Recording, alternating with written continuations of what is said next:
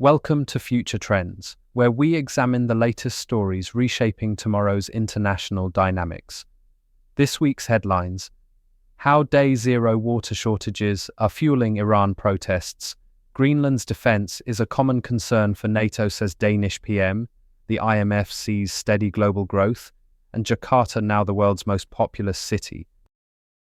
Starting with politics, Ugandan President Museveni returned to government. It continues his party's 4 decades of rule of the East African country.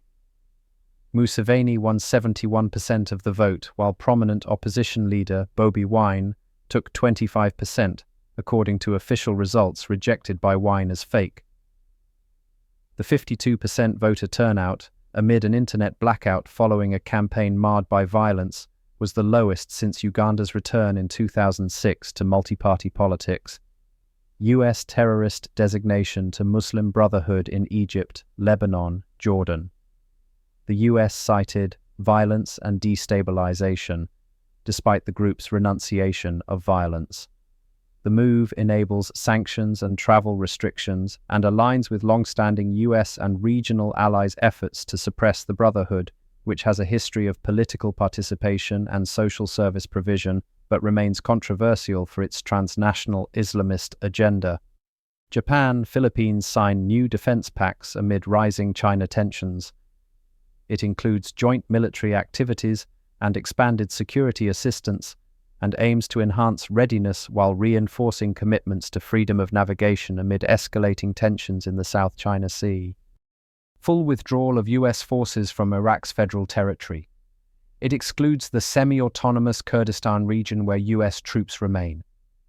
The U.S. military has been drawing down for several years, and the final contingent of U.S. advisors have now departed from Al-Assad Air Base in western Iraq, which hosted U.S. troops for more than 2 decades.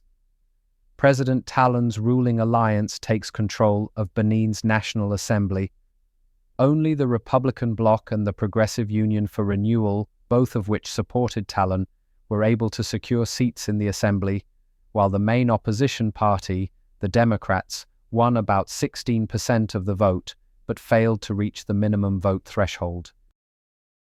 Moving to stories in conflict, how Day Zero to water shortages in Iran are fueling protests. With drought now entering its 6th year, Iran's cities are on the brink of what its meteorological organization calls Water Day Zero, the boundary beyond which supply systems no longer function. This was crossed by Chennai in India in summer 2019 and is now threatening Mashhad, Tabriz, and Tehran, where taps in the city's southern districts had already run dry by early December, with the 5 main water supply dams to Tehran reportedly only 11% full. Operation against Nigerian kidnapping gang. A multi-agency Nigerian security offensive in Kogi State has reportedly killed more than 200 suspected kidnappers and destroyed several forest camps, reflecting an intensified crackdown on armed banditry spreading beyond the northwest. The operation follows public outrage over mass abductions and a presidential directive to escalate force. Syrian government ceasefire deal with Kurdish-led forces. Damascus announced a ceasefire deal with the Kurdish-led Syrian Democratic Forces (SDF) as Syrian troops continued a deadly advance through Kurdish-held territories in the country's northeast. The deal would see SDF forces merged into the government's defense and interior ministries. Greenland's defense is a common concern for NATO, says Danish PM. The comments followed news that troops started arriving in Greenland from across Europe after US President Trump threatened to take the Arctic island by force. The military presence was increased through troops from France, Germany, Norway, and Sweden, as well as from Denmark. Guatemala declares state of siege after gang violence. President Arevalo declared a 30-day state of siege after suspected gang members in the capital killed 7 police officers in apparent retaliation for authorities retaking control of one of 3 maximum security prisons in Guatemala City, where inmates had rioted and taken hostages. Now for the latest economic news. IMF sees steady global growth at 3.3% as AI boom offsets trade headwinds. The International Monetary Fund again edged its 2026 global growth forecast higher as businesses and economies adapt to US tariffs that have eased in recent months, and a continued AI investment boom that has fueled asset wealth and expectations of productivity gains. The IMF forecast global GDP growth up 0.2 percentage point from its last estimate in October to be even with 3.3% growth in 2025. Canada's Carney hails warmer ties with China, signs energy pact. Prime Minister Carney's optimism follows months of intense re-engagement by both countries aimed at recalibrating ties that had soured.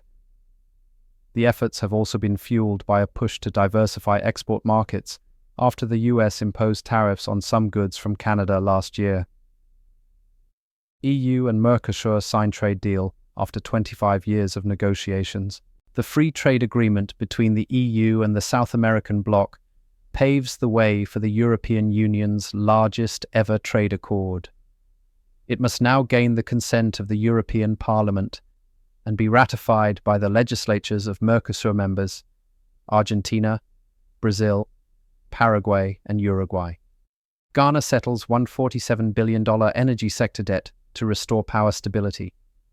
The payments included $597.15 million to fully reinstate a World Bank partial risk guarantee that had been exhausted under the previous administration. That guarantee was crucial in unlocking nearly $8 billion in private investment for the offshore Cape Three Points gas field and the Sankofa gas project. New US-Taiwan trade deal. Taiwan will invest $250 billion in US chip and technology manufacturing, while the US lowers its base tariff on Taiwanese goods from 20 to 15%. Taiwan will also guarantee at least $250 billion in credit to Taiwanese businesses for their growth in the US. Most of Taiwan's high-tech exports to the US are currently exempt from tariffs, but the deal will also provide relief for Taiwanese goods such as generic pharmaceuticals and aircraft parts. Now for news in development. Coal power generation falls in China, India for first time since 1970s. It was driven by record clean energy expansion as China added over 400 GWh of solar and wind, while India grew renewables and hydropower substantially. The historic shift could signal a peak in global coal use, potentially slowing emissions growth, though weather-driven demand spikes and past geopolitical disruptions could still reverse these gains. AI concerns. Slow growth dampen EU job market.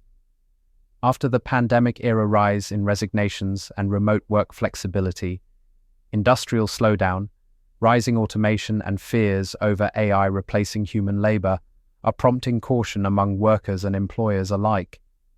Germany, France, Italy, and Poland face notable layoffs, while sectors such as healthcare, logistics, and engineering remain in demand. AI could reshape millions of jobs, fueling both anxiety and strategic career shifts. India's central bank proposes linking BRICS digital currencies. The move could make cross-border trade and tourism payments easier, which could reduce reliance on the US dollar as geopolitical tensions rise. The Reserve Bank of India has recommended that a proposal connecting the central bank digital currencies be included on the agenda for the 2026 BRICS summit. DR Congo to send US first copper shipments. DR Congo's first copper shipments to the US mark a gradual reorientation of critical mineral supply chains amid intensifying US-China competition. By leveraging marketing rights rather than ownership, Kinshasa is diversifying export destinations while retaining Chinese partnerships. China's birth rate drops to record low. China population declined for the fourth year in a row, falling to 5.63 births per 1,000 people in 2025, beneath 2023's low of 6.39 per 1,000 talents. The drop suggests that a slight rise in births in 2024 was an outlier rather than a reversal of an otherwise steady decline since 2016. Finally, our social news. Jakarta, now the world's most populous city. Under new UN statistical measures allowing for urban sprawl, Tokyo has been overtaken as the world's most populous city. Indonesia's capital rises to the top with 42 million people, ahead of Dhaka, capital of Bangladesh, with 37 million, Tokyo, that's 33, then Delhi and Shanghai, around 30 million each. Genome recovered from woolly rhino eaten by Ice Age wolf. Scientists have made a world-first discovery after extracting woolly rhinoceros DNA from the stomach of a wolf dating back to the Ice Age. The 14,400-year-old find offers rare insight into the final days of woolly rhinos, finding that they likely became extinct due to a rapid population collapse. Damage to the ocean nearly doubles economic cost of climate change. Scientists have factored damage to the ocean into the social cost of carbon for the first time, finding it nearly doubles the economic impact from climate change. Antarctica's hidden terrain discovery. Beneath 5.4 million square miles of ice sheet, a new study reached deeper than any other to discover 71,997 hills and map a valley that stretched 400 kilometers within the moored subglacial basin. Beneath Antarctica, river channels stretched hundreds of kilometers, and some regions even evoked alpine landscapes. Immune-regulating enzyme may help fight brain aging. When otulin, a key trigger of tau buildup in the brain, was disabled, tau vanished from neurons and brain cells remained healthy. The findings challenge long-held assumptions about tau's necessity and highlight a promising new path for fighting Alzheimer's and brain aging.